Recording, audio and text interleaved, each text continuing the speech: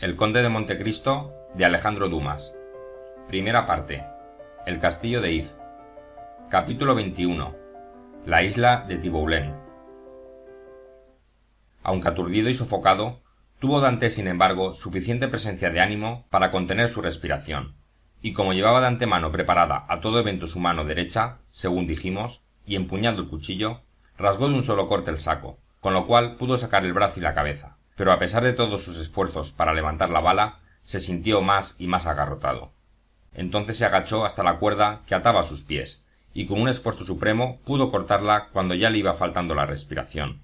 Hizo enseguida un hincapié vigoroso, y subió desembarazado a la superficie del mar, mientras la bala hundía en sus profundos abismos aquella tela grosera que, a poco más, se convierte en su mortaja. No estuvo en la superficie más que el tiempo necesario, pues volvió a zambullirse acto continuo, porque la primera precaución que debía de tomar era que no le viesen. Cuando apareció sobre el agua la segunda vez, hallábase al menos a 50 pasos del sitio en que cayera. Sobre su cabeza veía un cielo tempestuoso y negro, en que el aire hacía rodar nubes ligeras, descubriendo tal vez un pedazo azul en que brillaba una estrella. Ante sus ojos se extendía el mar sombrío y rugiente, cuyas olas comenzaban a hervir como al principio de una tempestad, y a su espalda, más negro que el cielo y que el mar, destacábase como un fantasma amenazador el gigante de granito cuya lúgubre cúpula parecía un brazo extendido para recobrar su presa. En la roca más alta se veía brillar un farol alumbrando a dos sombras. A Edmundo le pareció que estas dos sombras se inclinaban hacia el mar, examinándolo con inquietud. En efecto, aquellos enterradores de nueva especie debieron de oír el grito que exhaló al atravesar el espacio. Zambullóse Dantes de nuevo, y nadando entre dos aguas anduvo bastante trecho. Esta maniobra le había sido muy familiar en otro tiempo, y atraía a su alrededor en la ensenada del Faro a muchos admiradores que le proclamaban el más hábil nadador de Marsella. Cuando volvió a salir a flor de agua, la luz había desaparecido. Lo que importaba entonces era orientarse. De todas las islas que rodean el castillo de If, Pomègue y Ratonneau son las más cercanas, pero Pomègue y Ratonneau están habitadas, así como la isla de Daume. Las que ofrecían más seguridades a Edmundo eran la isla de Tiboulen y la de Lamier. Ambas están a una legua del castillo de If. Dantes resolvió dirigirse a una de las primeras islas, pero ¿cómo encontrarla en medio de la oscuridad que le rodeaba? En aquel momento vio brillar con una estrella el faro de Planier. Dirigiéndose en derechura al faro, dejaba un tanto a la izquierda la isla de Tiboulen, y torciendo aún más hacia aquel lado, debía hallar a Tiboulen en su camino. Pero ya hemos advertido que desde el castillo de If a esta isla hay una legua al menos. Faría solía repetir al joven en su prisión: Dantes, no os entreguéis de ese modo a la molicie. Si no ejercitáis las fuerzas, os ahogaréis el día que queráis escaparos. Estas palabras zumbaron en los oídos de Dantes, cuando cortaba por el fondo las saladas olas, y se dio prisa a salir a flor de agua para convencerse de que no había perdido sus fuerzas. Efectivamente, lleno de júbilo vio que su forzosa inacción nada le había quitado de vigor ni de agilidad, y que era todavía señor del elemento con que había jugado siendo niño. El miedo, por otra parte, ese rápido perseguidor, doblaba sus bríos. Agazapado en la cúspide de las olas, poníase a escuchar por si llegaba a sus oídos algún rumor.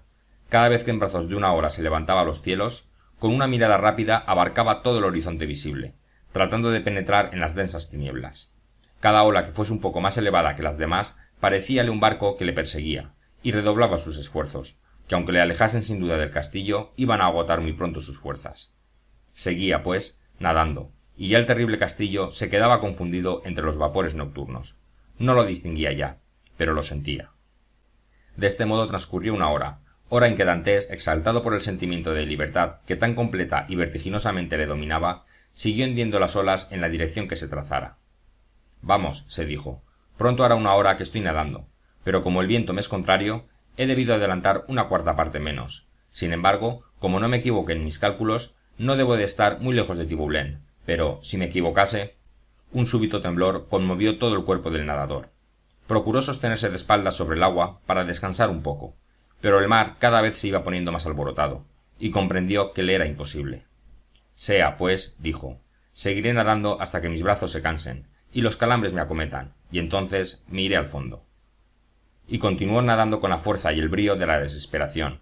De repente parecióle que el firmamento, ya oscuro, se ennegrecía más y más, y que una nube espesa y compacta bajaba hasta él. Al mismo tiempo sintió en la rodilla un dolor vivísimo. Con su rapidez incomparable hízole creer la imaginación que aquello era la herida de una bala, y que enseguida oiría la explosión del tiro, pero la detonación no sonó. Dantes alargó la mano y halló un cuerpo resistente, encogió la otra pierna y tocó el suelo, y reconoció entonces qué cosa era lo que se había figurado: la orilla. A 20 pasos se elevaba una mole de peñascos, de extraña forma, que parecía un cráter inmenso petrificado en el momento de su mayor combustión. Era la isla de Tiboulen.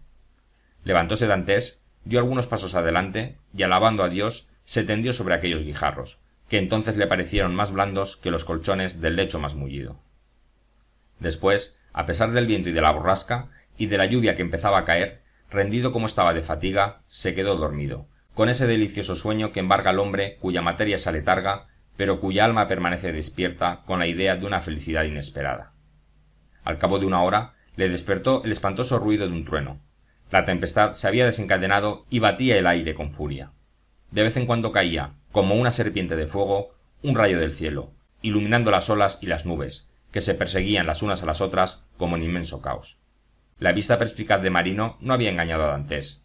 Aquella era, en efecto, la primera de las dos islas, la de Tiboulen. Sabía que no ofrecía el menor asilo, pero cuando la tempestad cesase pensaba volver a echar al mar en dirección a la isla de Lamier, que aunque no menos árida, era más grande, y por consiguiente más hospitalaria. Una peña cóncava prestó a Dantes abrigo momentáneo. Casi al mismo tiempo estalló la tempestad. Edmundo sentía temblar bajo la peña en que se había guarecido las olas, que azotando la base de aquella pirámide gigantesca, saltaban hasta él. Aunque estaba en un paraje seguro, con aquel ruido atronador y aquellas ráfagas sulfúreas, experimentó una especie de vértigo. Creyó que la isla temblaba debajo de sus pies, y que de un momento a otro iba, como un navío anclado, a perder sus cables y a sepultarse en aquel inmenso torbellino. Entonces recordó que hacía 24 horas que no probaba bocado. Tenía hambre y sed. Extendió las manos y la cabeza, y bebió el agua de la tempestad recogida en el hueco de la roca. Cuando se incorporaba, un relámpago que parecía rasgarse el cielo hasta el trono del Altísimo iluminó el espacio, mostrándole con su resplandor, entre la isla de Lamier y el cabo de Croixy, a un cuarto de legua de distancia, como un espectro que resbala al abismo desde la cima de una ola, un pequeño barco pescador arrebatado a la vez por el viento y por el mar. Un minuto después volvió a aparecer el fantasma encima de otra ola, acercándose con horrible rapidez. Quiso el joven gritarles, y aún buscó algún trapo que tremolar para hacerles ver que estaban perdidos, pero bien lo conocían ellos. A la luz de otro relámpago, Edmundo pudo vislumbrar a 4 hombres agarrados a los palos y a los estalles, mientras otro sujetaba el mástil del tronchado timón. Sin duda, hubieron de verle también aquellos hombres, como él los veía, porque llegaron a sus oídos gritos lastimeros en alas del vendaval que silbaba furiosamente. En la punta del palo mayor hecho trizas, azotaba en el aire los jirones de una vela, que de pronto se acabó de romper y desapareció en los abismos tenebrosos del espacio, semejante a uno de esos enormes pájaros blancos que se dibujaban sobre las nubes negras. Al mismo tiempo sonó un ruido espantoso, mezclado con gritos de angustia que llegaron hasta Dantes.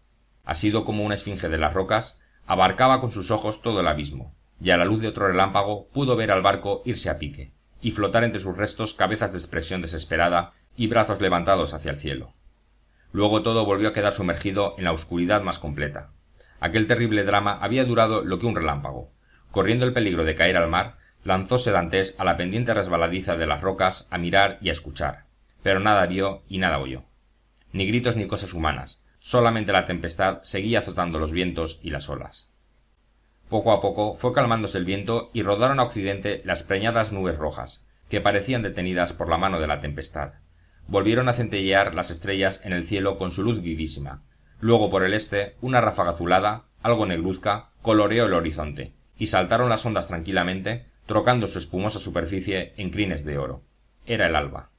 Edmundo se quedó inmóvil ante aquel gran espectáculo, como si lo viese por primera vez. Lo había olvidado en efecto, desde su entrada en el calabozo. Volvióse hacia el castillo, escudriñando con una penetrante mirada la tierra y el mar. El sombrío edificio se recostaba entre las olas con esa imponente majestad de las cosas inmóviles, que parece que tengan ojos para vigilar y acento para ordenar. Serían ya las 5 de la mañana y el mar continuaba calmándose. Dentro de 2 o 3 horas, se dijo Edmundo, el carcelero irá a mi cuarto, hallará el cadáver de mi desdichado amigo, le reconocerá, me buscará en vano y dará el grito de alarma. Descubrirán el subterráneo y la galería, preguntarán a los que me arrojaron al mar, que han debido oír mi grito. Saldrán enseguida 1000 barcas llenas de soldados en persecución del fugitivo, que saben que no puede estar muy lejos. El cañón anunciará a toda la costa que nadie dé asilo a un hombre desnudo y hambriento que andará errante, y saldrán de Marsella los alguaciles y los espías a perseguirme por tierra, mientras el gobernador me persigue por mar. ¿Qué será entonces de mí? Tengo hambre, tengo frío, e incluso he perdido el cuchillo salvador, que me estorbaba para nadar. Estoy a merced del primero que quiera ganarse 20 francos entregándome. Ya no me quedan ni fuerzas, ni resolución, ni ideas. Oh, Dios mío, mirad si he sufrido bastante, y si podéis hacer por mí más de lo que yo puedo. Cuando Edmundo, en una especie de delirio, ocasionado por su abatimiento y el vacío de su inteligencia, pronunciaba tan ardiente plegaria, vuelto con ansiedad a Marsella, vio aparecer en la punta de la isla de Pomègue, dibujando en el horizonte una vela latina, semejante a una gaviota que vuela rozando la superficie de las aguas, un barquichuelo en el que sólo el ojo de un marino podía reconocer una tartana genovesa, estando como estaba el mar todavía un tanto nebuloso. Salía del puerto de Marsella y entraba en alta mar cortando las espumas con su aguda proa, que abría a sus costados redondos un camino más fácil.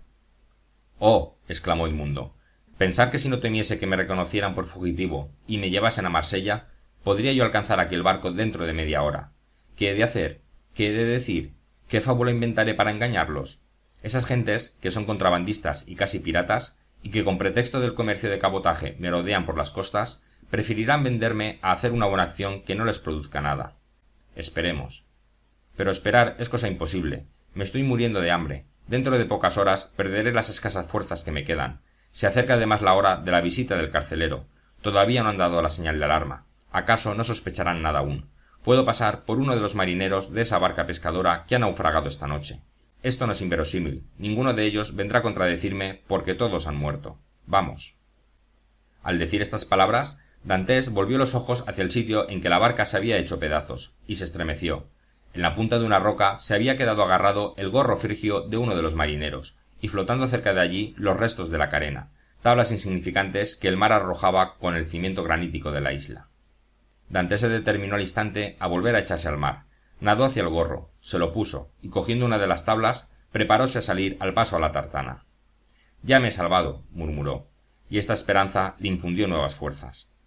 El barco se dejó ver muy pronto. Iba a contraviento, entre el castillo de If y la torre de Planier. Dantes llegó a sospechar y temer que en vez de seguir costeando, entrase de lleno en alta mar, como de seguro lo hubiese hecho si navegara con rumbo a Córcega o Cerdeña, mas luego dedujo el nadador, de sus maniobras, que iba a pasar entre las islas de Jaros y Calaserain, como suelen todos los barcos que van a Italia. Entretanto, nadador y buque se aproximaban uno a otro insensiblemente. En una de sus bordadas, el barco llegó a estar un cuarto de legua de Dantes, que sacó entonces el cuerpo fuera del agua, agitando su gorro en señal de apuro, pero sin duda no lo vio ningún marinero, puesto que el buque viró de bordo. Dantes pensó dar gritos, pero calculando la distancia, comprendió que su voz no llegaría hasta el buque, perdida y ahogada por las brisas marinas y el rumor de las olas.